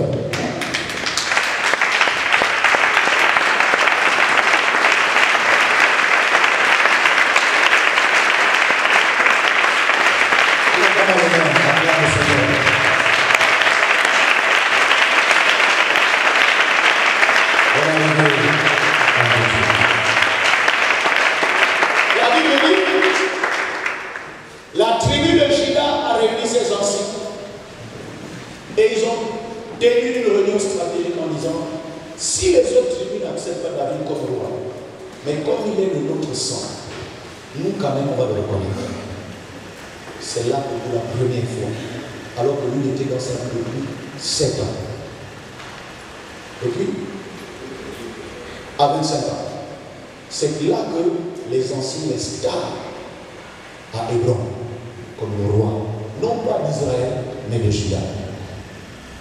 Je veux dire à certains parmi vous, tout le monde ne peut pas être spirituel au même degré. Mais apprenez à reconnaître le porteur de Christ qui va garantir vos intérêts. Les gens des Juda ont dit, si on suit Saül, c'est un Benjamin. Nous ici à Juda, battons-nous au moins pour sécuriser la grâce qui est entrée dans notre tribu. Et c'est souvent ce qui manque à nos familles, ma fille. Nos plus grands soutiens qui auraient dû provenir de nos familles, c'est même nos familles qui nous détruisent. Regardez même dans le monde politique, quand Dieu élève quelqu'un dans la famille, ses plus grands ennemis, ce sont ses frères, ses cousins, ses oncles, Tu es d'accord avec moi? Quand tu es aveuglé, tu ne vois pas le salut. Parce que tu aurais voulu que ce soit toi. Mais depuis que c'était toi, combien de personnes ont joué le travail dans la famille? Alléluia. Et finalement, c'est Judas qui a accompagné David pour entrer à Jérusalem et s'asseoir sur le trône. Le ministère, c'est la même chose. On commence par l'anonymat. Les gens nous méprisent. On a des pères spirituels qui nous croient même un peu en nous, qui nous maltraitent, qui font des choses bizarres. Mais comme le Saint-Esprit qui est l'image de Samuel nous connaît plus que le père spirituel, il organise toujours des circonstances pour que tu reçoives lui. Mais le respect de la paternité fait que malgré lui qui est sur ta tête, tu ne vas pas tenir tête à ton père. Parce que le bon père, c'est celui qui donne la vie. On dit père géniteur de genèse ou de production. Finalement, la Bible dit Jésus marcha devant la foule pour monter à Jérusalem. Gabon 2022, c'est Jérusalem.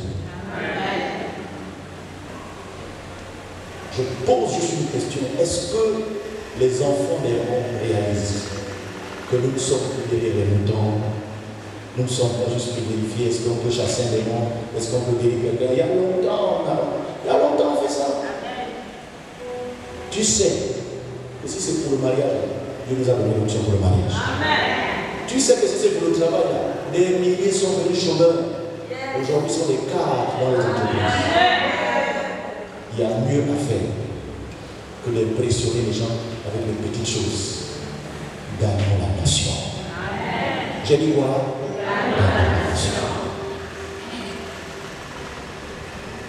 Je termine en disant à l'église ce que Élisée a dit à Géasi est valable pour nous ce matin. Parfois, l'argent que tu cherches désespérément, ce n'est pas le temps de Dieu que tu l'aies. Pourquoi? Parce que si Dieu te le donne aujourd'hui, ça va fausser la vision que Dieu avait derrière la grande richesse qu'il voulait te donner. Dieu t'éduque et te façonne dans le manque, dans le contentement, dans le strict nécessaire, parce qu'il veut t'apprendre à gérer. C'est parce que Joseph a appris à gérer dans les difficultés. Quand il est devenu premier ministre, il était qualifié pour gérer les 7 années d'abondance. Ce n'est pas le rêve qu'il a rendu capable de gérer. Ce sont les aptitudes qu'il a développées avant l'accomplissement de la vie. On peut te prophétiser tous les jours. Ce n'est pas ça qui va te changer. Comment tu gères aujourd'hui? Et c'est pour cela que Dieu t'a amené ce matin. J'aimerais que nous puissions finir avec le front afin de laisser à l'homme de Dieu la liberté de lui dévoiler tout ce que Dieu a dans sa vie. Pour toi. Prends ton enfant.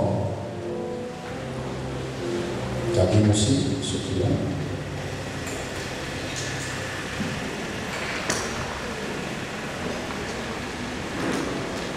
Amenez-moi les deux corbeilles devant vous.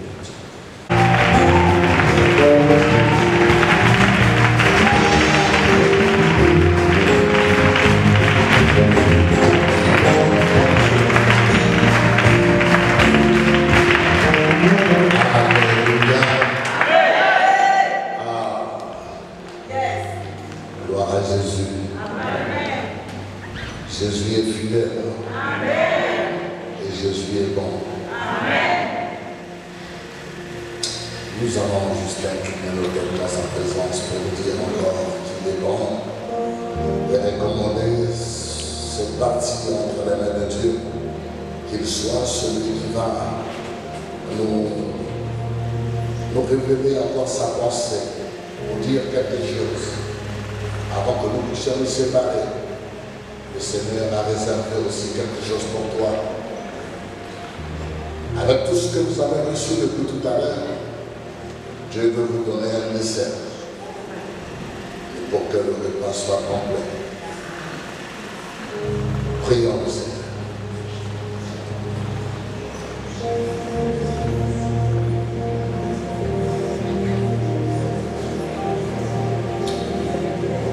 Dieu tout-puissant,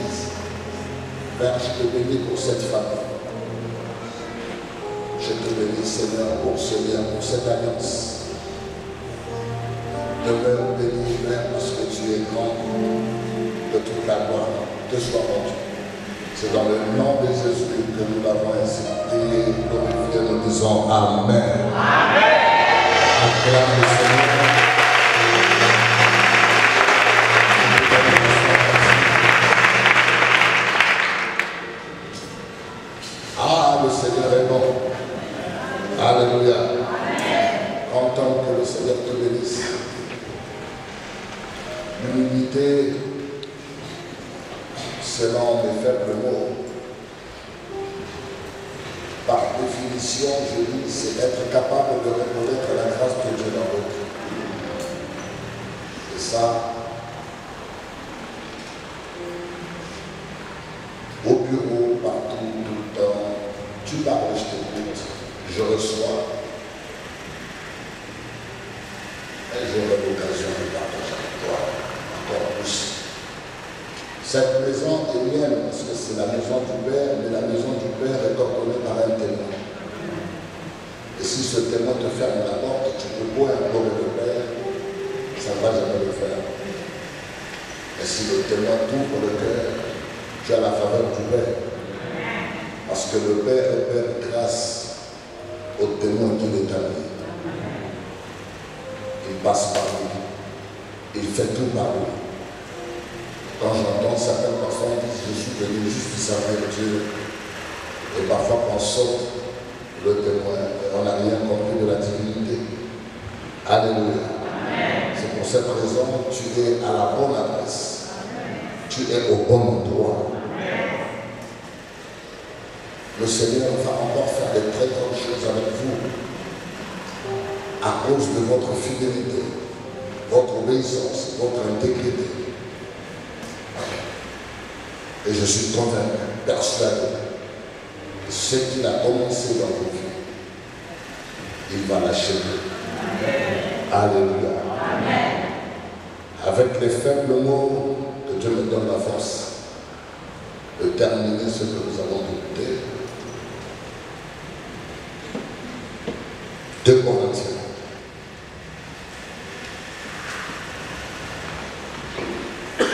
Corinthiens chapitre 6.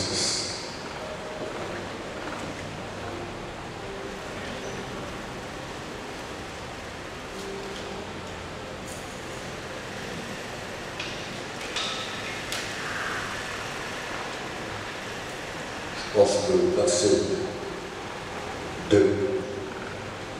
Je lis la parole de Dieu dans 2 Corinthiens 6 à partir du verset 2. Car il est dit, au temps favorable, je t'ai exaucé. Au jour du salut, je t'ai secouru. Voici maintenant le temps favorable. Voici maintenant le jour du salut. Amen. Amen. Car il est dit, au temps favorable, je t'ai exaucé. Au jour du salut, je t'ai secouru. Voici maintenant le temps convenable. Voici maintenant le jour du salut. Dans le livre d'Ecclésiaste, il est dit qu'il y a un temps pour toutes choses.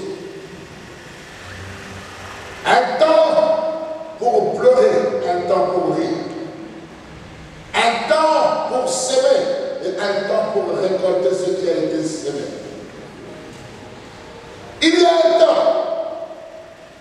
Et le Dieu que nous prêchons, celui que nous enseignons, par qui nous parlons, est un Dieu de temps, un Dieu de saison. Et c'est ce que je disais le jour passé. Le temps est un facteur très important dans le plan de Dieu. Il agit selon le temps, bien qu'il ne soit pas lié par le temps. Il a son temps à lui. C'est pour cette raison que les Grecs parlent mieux du temps.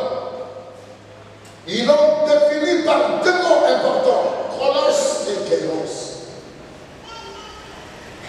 Le chronos est un temps qui passe, un temps qui s'écoule. Il est 13 heures. Chérie, je vais être à table. Il est 20 heures. Les enfants doivent déjà aller se coucher parce que demain il y a cours. Il est 5 heures du matin. Je suis debout pour commencer ma dévotion matinale.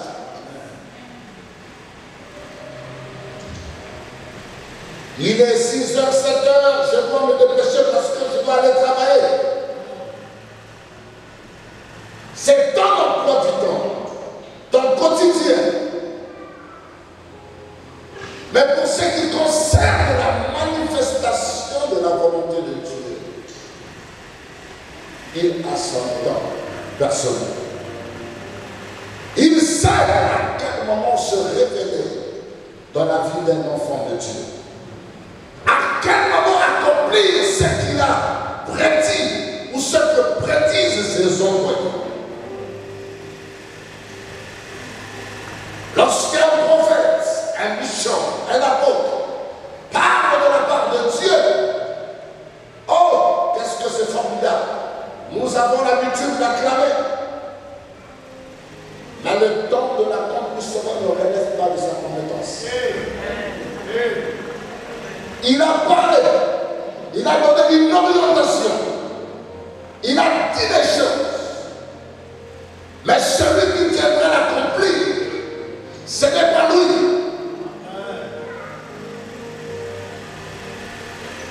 C'est lui-même Dieu. Et en son temps. C'est pour cette raison que plusieurs parmi nous ont quitté l'église. D'autres se sont démoralisés, découragés, fatigués. Parce que nous avons reçu des prophéties. Nous avons entendu des paroles puissantes. Mais les paroles tardent à s'accomplir. Je suis fatigué. Ça fait des années que je suis célibataire. Je suis fatigué. J'attends le travail. Je suis fatigué. La promotion n'arrive pas. Je suis fatigué. Personne par ses inquiétudes peut ajouter le poulet à la journée. Ce que l'Éternel dit, ça va finir par l'accomplir. Quand il a parlé, il a parlé. Mais il sait à quel moment il vient pour que la chose s'accomplisse. Est-ce que l'Église est avec moi? Amen. Il sait à quel moment. Ne sois pas bouleversé.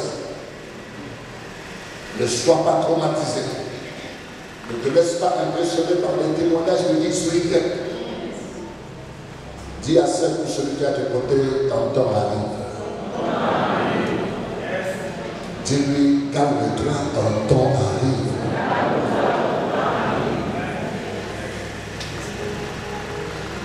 Ça ne sert pas de faire le marathon d'église en église, de bishop en bishop, de pasteur en pasteur. C'est sûr que ça va s'accomplir en Zion. Laisse-moi aller en Zion. C'est sûr que ça va s'accomplir, je ne sais pas, à Okala. Ça va s'accomplir à Toul, à Kango. Et je vais me mettre à courir, à chercher. À courir, non. Dieu a son temps. Je veux que tu me comprennes. Lorsque le temps de Dieu arrive, ce temps se manifeste. Il est caractérisé par l'apparition de un ou plusieurs signes. Il envoie des signes précurseurs. Des signes qui viennent pour nous situer. Gabon 2022. Il y a des signes que Dieu envoie pour vous dire que vous entrez dans une saison de gloire. Si vous avez fait plusieurs fois Gabon 2010, 15, 20, 30, mais 2022 est spécial. Pour cela, il envoie des signes. Précurseur pour situer quelqu'un dans la maison de Dieu, pour parler à une personne. Le plus grand mystère, c'est d'être capable d'identifier le signe de la visitation, d'être capable de faire preuve d'une bonne lecture du signe. C'est là où plusieurs personnes sont passées à côté. Quand Dieu vous envoie les signes, il commence à vous situer par des grands signes. La plupart vous êtes dans la distraction. Beaucoup, vous ne croyez plus que c'est la routine.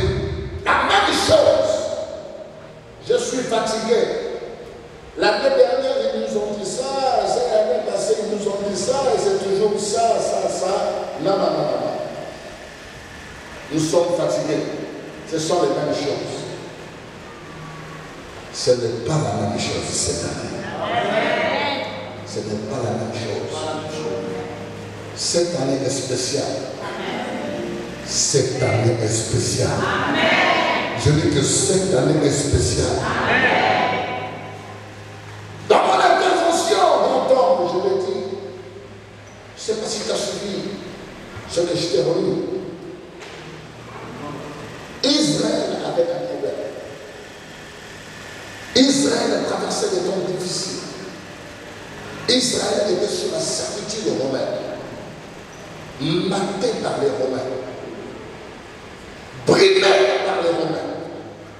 Et Israël avait besoin d'un leader fort, charismatique, capable de leur sortir de cet esclavage, capable de les protéger. Israël gémissait. Oh, d'abord.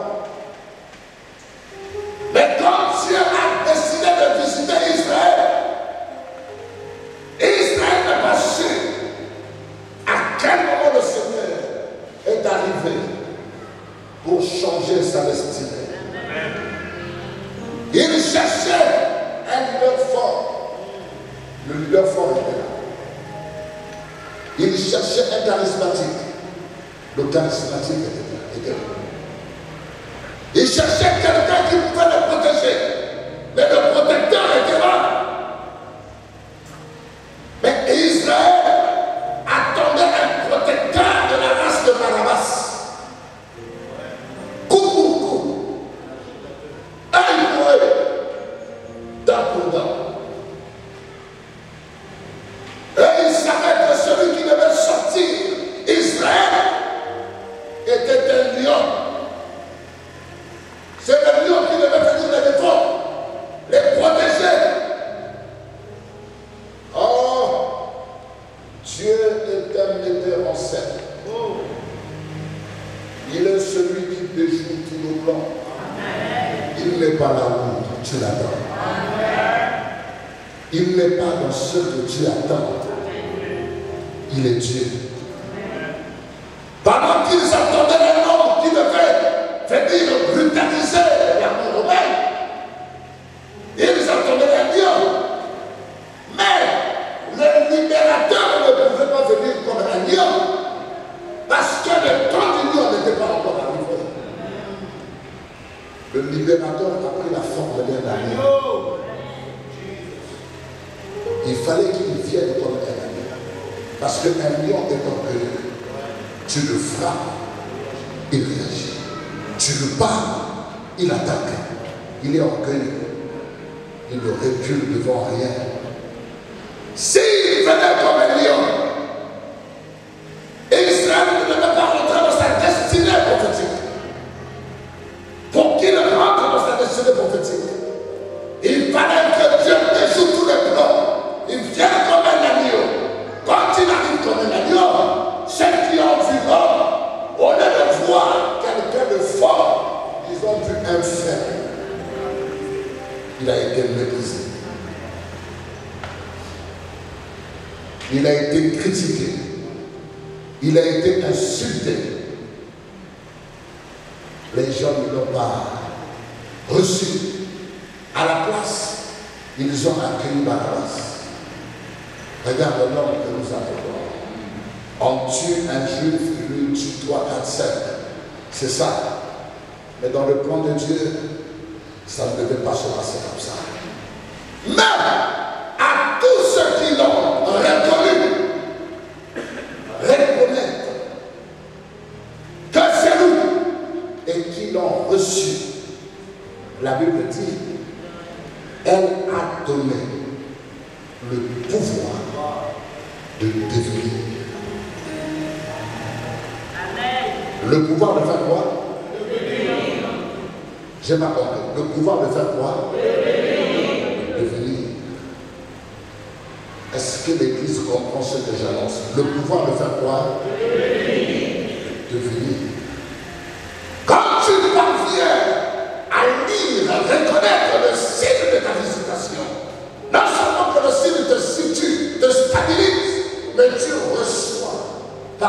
révélation, une capacité, une force de devenir ce que tu souhaites devenir.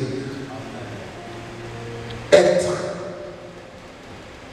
C'est là, du faible que tu es, Dieu te donne la capacité d'être fort. Là où tu étais tombé, Dieu te relève. Ce qui ne marchait pas, Dieu répare. Ce qui stagnait, là où certaines personnes ont l'habitude d'échouer, toi tu commences à courir à une autre vitesse. Parce que tu as vu quelque chose que les autres n'ont pas vu. Tu as compris quelque chose que certaines personnes n'ont pas compris. C'est le temps que Dieu est en train de visiter Hermon. Mais Dieu visite le Gabon par votre Église.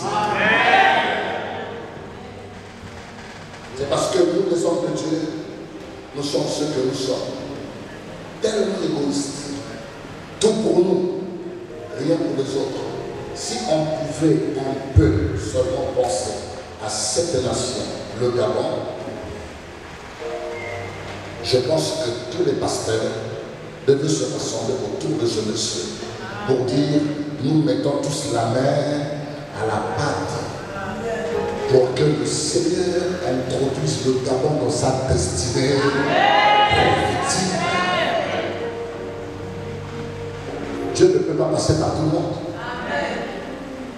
Dieu ne peut pas se manifester par tout le monde.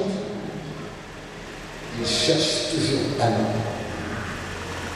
Un homme. Une personne par lequel il passe pour atteindre ses objectifs. Un homme. Israël a vu. Ils ont dit non. Ça, c'est le petit de Joseph là. Le charpentier, il ne peut pas être libérateur, il ne peut pas nous sauver, il ne peut pas nous libérer. Les gens se sont mis à raconter leur vie. Mais la Bible dit, à tous ceux qui l'ont reconnu et à ceux qui l'ont cru et qui l'ont reçu, elle a donné le pouvoir. Dis après moi, j'ai le pouvoir. Dis après moi, j'ai le pouvoir. Mais le pouvoir que tu revendiques là sera manifeste lorsque tu entres dans la profondeur de cette parole. Si tu commences à comprendre ce que Dieu t'annonce, c'est là que ce pouvoir commence à se manifester dans ta vie. Église, il y a des choses qui tournent autour de vous que vous ne comprenez pas tout le temps. Dieu nous a parlé. Par l'exemple de Marie, une femme sainte, jeune, Dieu visite cette femme. Dans le livre de Luc, chapitre 1, vous lirez à la maison.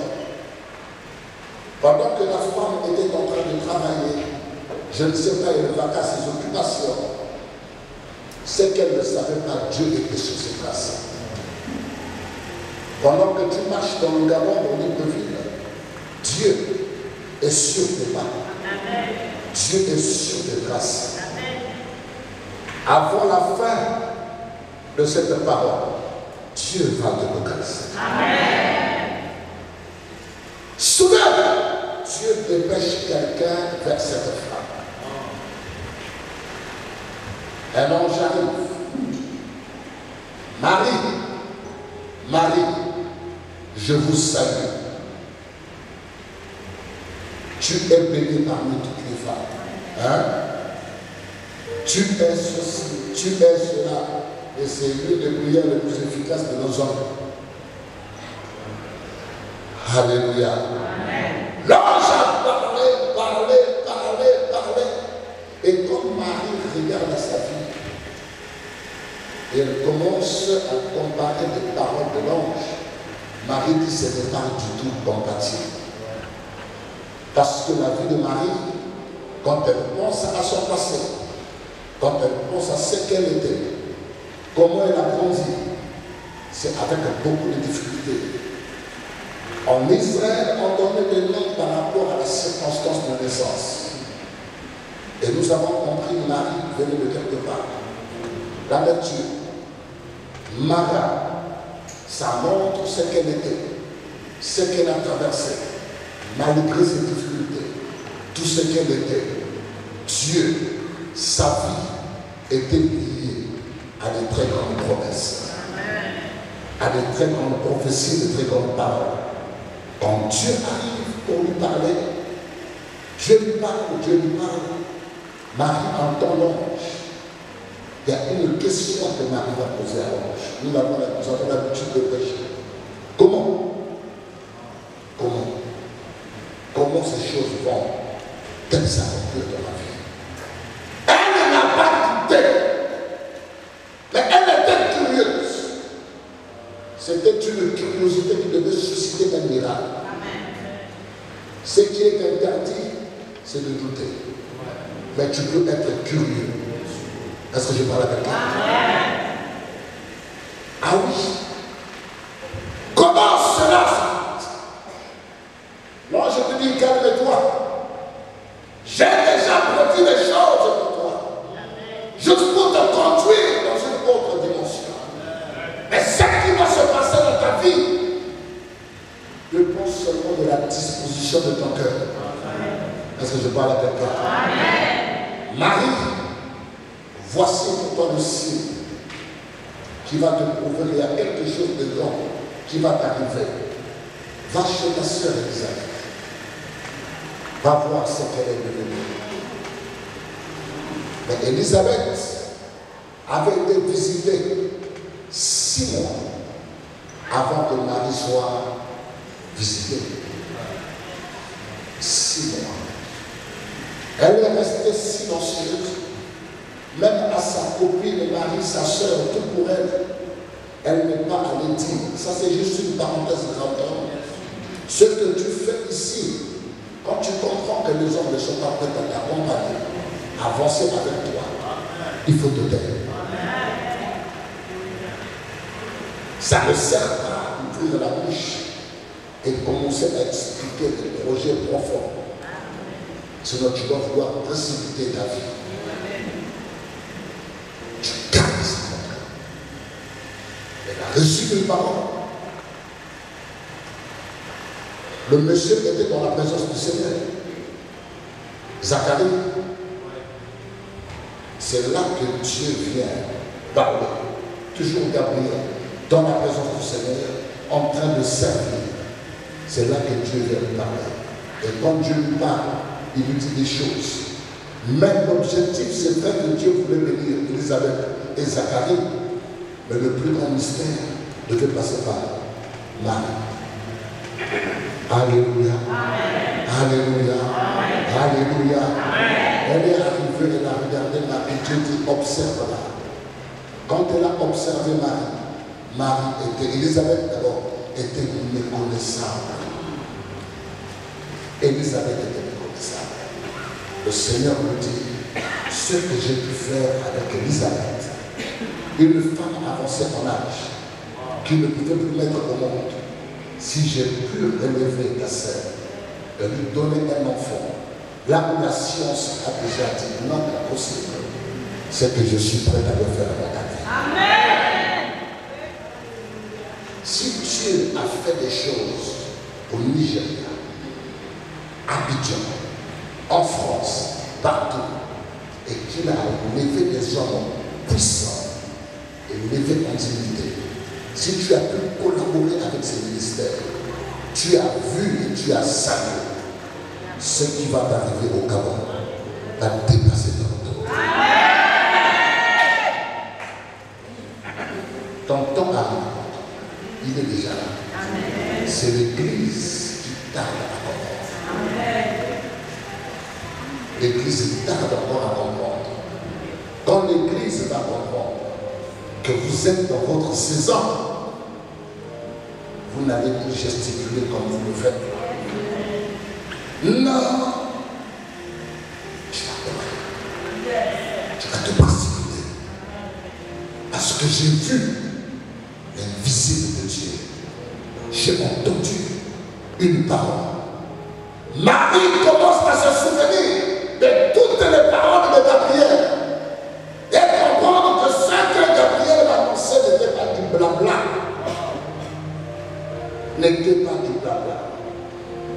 Pour vous limiter sur les petites choses, sur les petites choses, il y a des choses plus importantes. J'ai aimé cette parole maintenant. Le mariage, c'est bien. Mais c'est un acquis. Alléluia. C'est un acquis. Le travail, c'est là. Toutes ces choses, c'est pour toi. Mais Dieu a conditionné. Cherchez. Comprenez.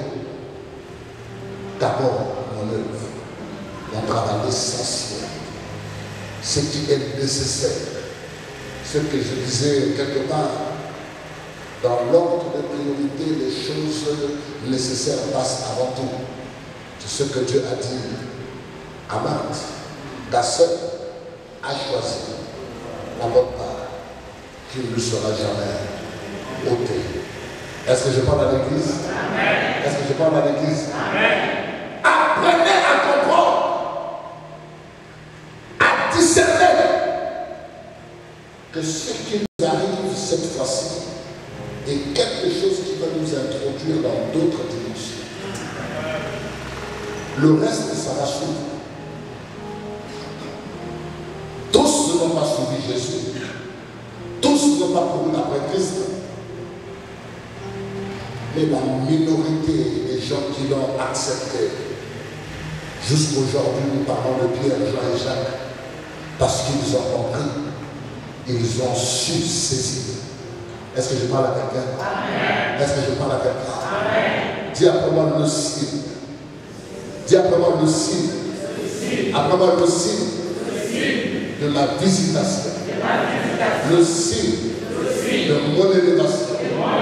Le signe de ma gloire. Le signe. Comprenez ça. Dieu visite Marie, vierge. Marie pose la question, l'ange lui répond. Donne-moi le signe. Avant Élisabeth, le grand signe. Il lui dit, le Saint-Esprit te couvrira. Le Saint-Esprit te couvrira. C'est alors que les choses que je t'annonce seront palpables. Pourquoi a-t-il dit que le Saint-Esprit te couvrira? Parce que Dieu savait que ce qu'il préparait dans la vie de Marie, c'était quelque chose qui ne devait pas passer par la main des hommes. C'est quelque chose qui devait passer par lui. Je veux annoncer à l'église ce matin, ce qui t'attend, ce n'est pas ce que tu attends des hommes, mais c'est ce que Dieu a prévu pour toi. Non, tu ne m'as pas compris. La bénédiction que Dieu a préparée pour toi va dépasser l'entendement des sorciers de ta famille, des gens qui t'entourent, parce que ça va se faire par l'œuvre et par la vertu du Saint-Esprit. Et Marie, si je te donne ceci, c'est juste pour te dire, ne va pas courir après Joseph. Tu commences à stimuler Joseph. Montre-le sur moi, parce que l'ange a parlé. Ce ne sont pas des arrangements. On ne va pas se compromettre. On ne va pas bousculer les choses. Mais on attend le temps de Dieu. Dis à l'autre le temps de Dieu. Dis à l'autre le temps de Dieu. Le temps de Dieu. Ce n'est pas parce que ton mari est fort que c'est forcément par lui. Ce n'est pas parce que ta femme est forte, ton père est fort, ta mère est forte, que ça va forcément se passer par eux. Non. Ce que Dieu a prévu, ça dépasse l'entendement des hommes. Est-ce que quelqu'un est avec moi? Est-ce que quelqu'un est avec moi? Est-ce que quelqu'un est avec moi? Si c'est mieux que pour les hommes, l'homme est éternel pour l'homme. Il peut te promettre un matin et le soir il change. Il peut te dire je ferai un soir, le matin il change d'avis. Mais ce que Dieu compte faire avec toi, cela ne va pas permettre à un homme de tirer gloire. Pour dire si ce n'était pas moi, tu ne serais pas là où tu es. Lorsque tu resteras dans la présence de Dieu, tu dirais Seigneur, ce que je suis devenu, c'est grâce à toi.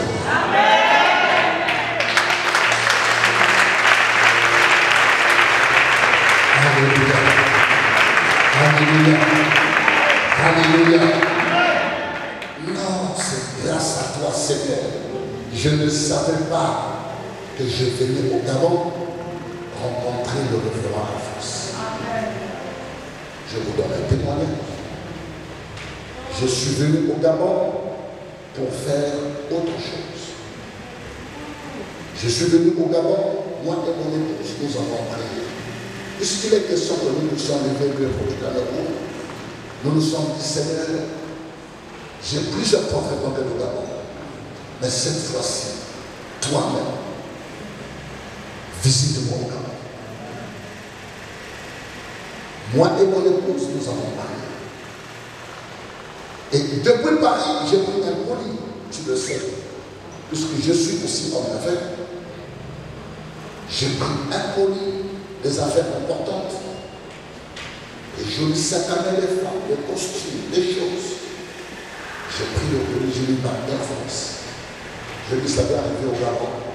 Il portera ce que je vais prêcher. Je vends mes affaires, je m'en prépare. Regardez ce que Dieu m'avait prévu.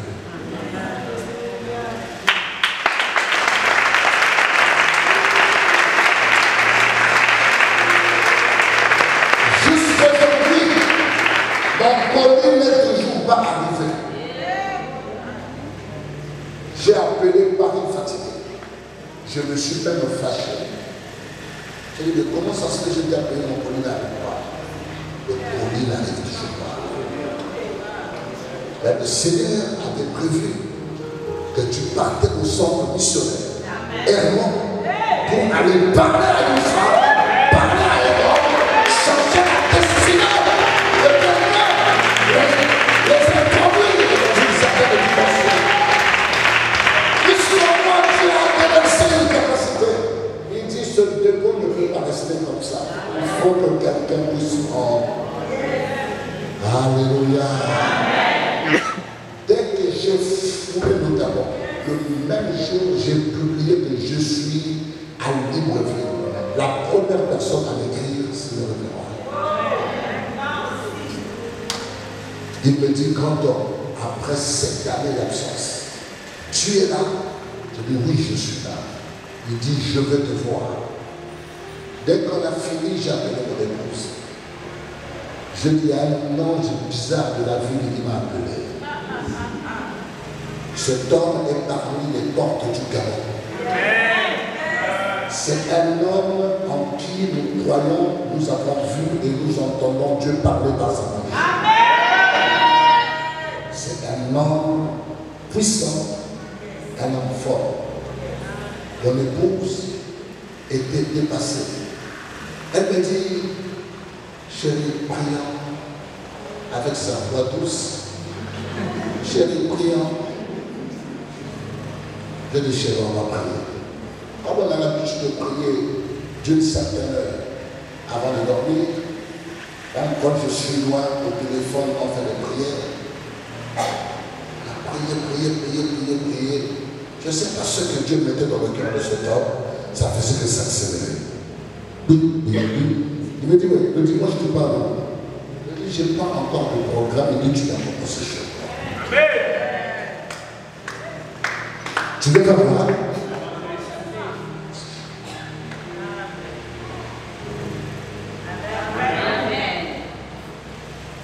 personne ne viendra me dire, si tu parles chez le roi Alphonse, c'est moi qui t'ai introduit. Je dis, c'est ce que tu vas faire. C'est ce que Dieu va faire avec toi.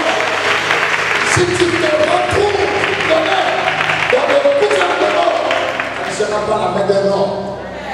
Dieu qui va te conduire au bout. Dans ce travail formidable, c'est Dieu qui va t'imposer la barre. Regardez, je viens de recevoir les clés. Oh, ça me fait des petits dans le cœur, Seigneur. À la fois, ça me fait peur. Ça fait un tremblement en temps. Mais c'est pas d'aujourd'hui que je connais ce temps. Dis à moi le temps de Dieu. Le temps de Dieu est favorable. À toutes choses. Le temps de Dieu. Le Saint-Esprit te bénira. C'est pas parce qu'on a prophétisé que tu auras des millions que tu commences à vouloir aller créer un commerce qui n'a pas de nom. Lui, il sait comment tu auras des millions.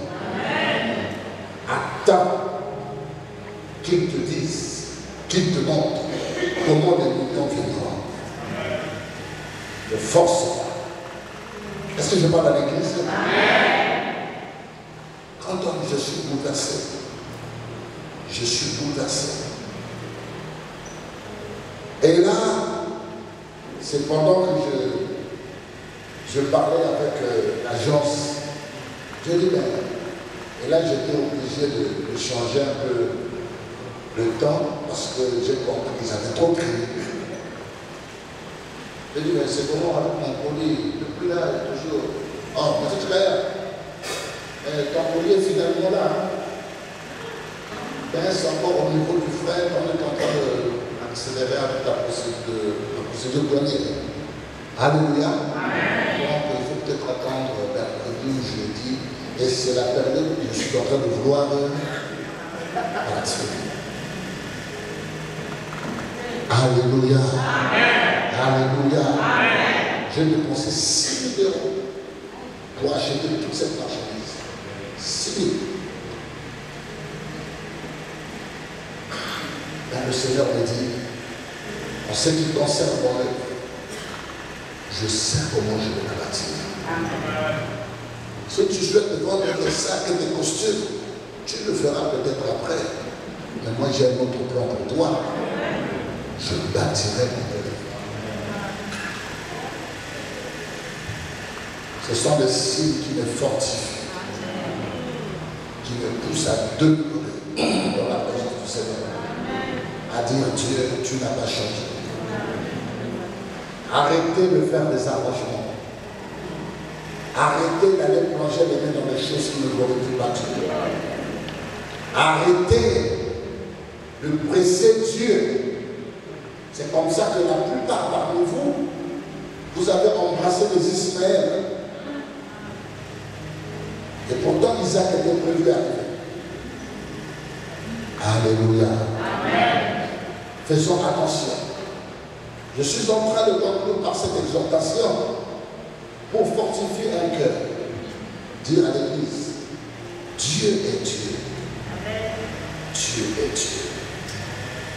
Gédéon marchait tête basse, fatigué. Il ne savait pas. Pendant que Gédéon, sa ville aussi était assiégée par les Madianites, tabassé, corrigé. Et l'homme avait la tête basse. Je ne sais pas s'il y a une femme ou un homme qui a la tête basse ici.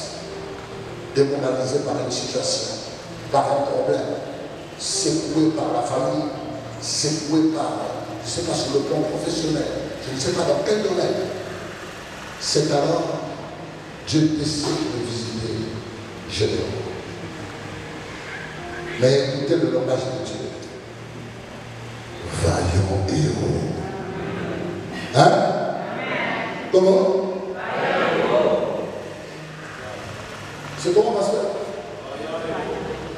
Oh! c'est une blague. Je suis amoindri, affaibli. Et Dieu vient avec un vocabulaire fort. Vaillant héros. Gédéon regarde l'ange, il dit c'est qui? Je ne fais pas attention. Dieu appelle encore. Vaillant héros.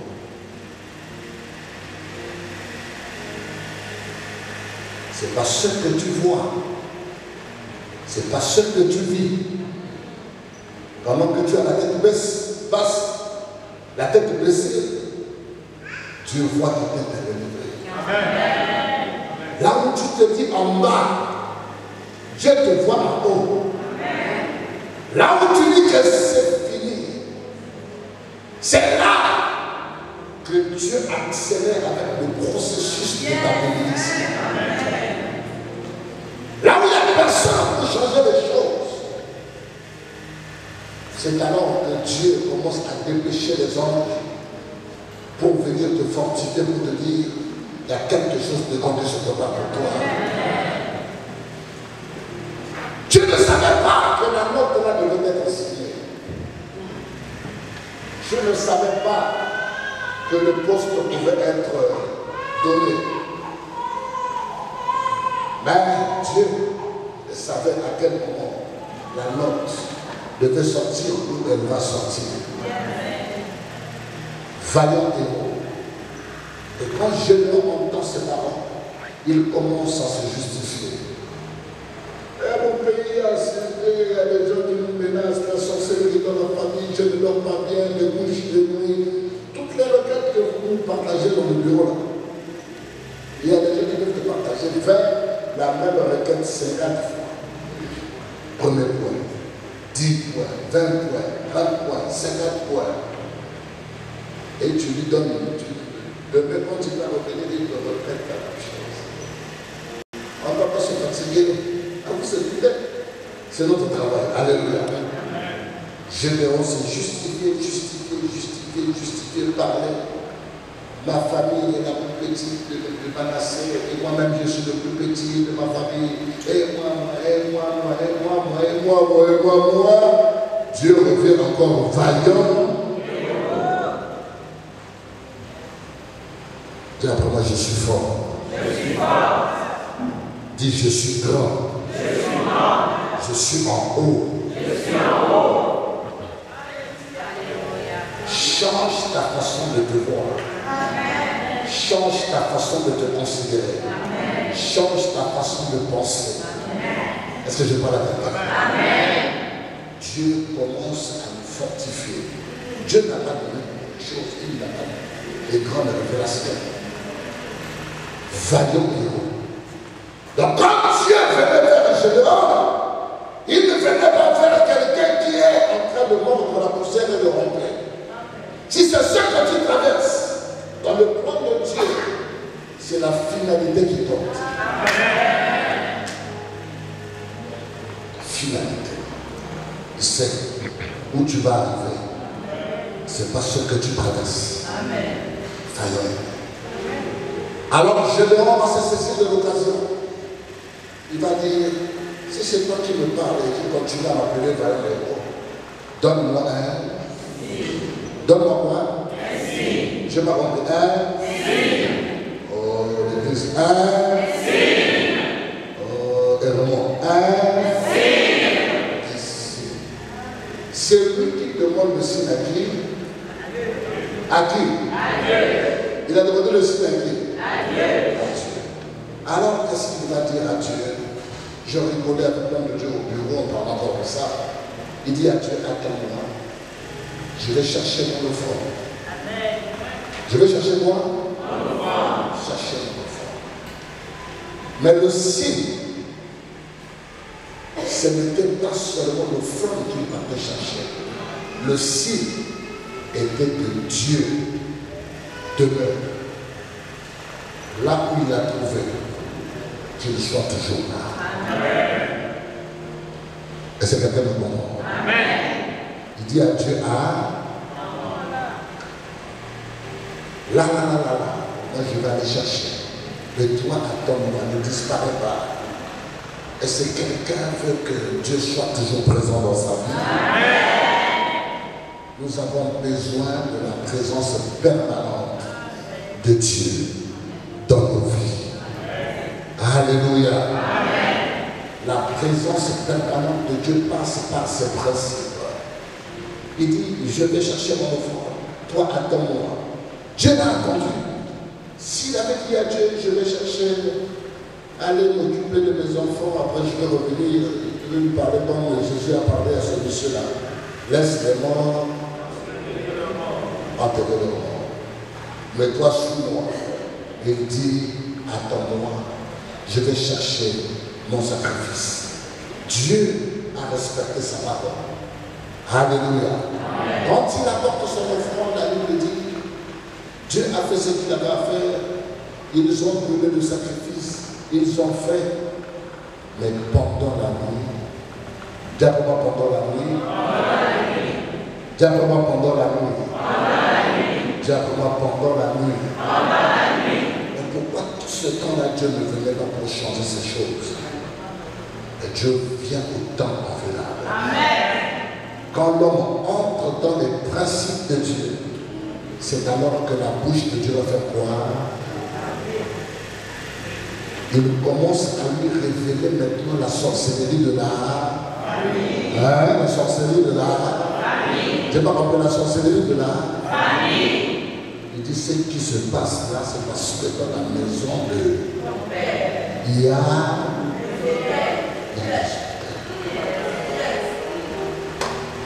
des choses. Tout ce que vous traversez là, parce que ton père a attiré les feux étrangers. Est-ce que je parle à quelqu'un? Et toi, je te donne la force, la capacité, le pouvoir dont nous avons parlé tout à l'heure. Le pouvoir de tout changer dans ta famille, d'abattre, de renverser, de bouleverser. Est-ce que quelqu'un croit qu'il peut renverser ce matin? Est-ce que quelqu'un croit que tu peux briser quelque chose ce matin? Souvent on a peur de ce qui se passe dans nos familles. Et nous oublions que tu es le général de ta famille. Amen. Par qui Dieu va passer ce matin. Amen. Pour changer des choses. Tiens-toi sur tes pieds.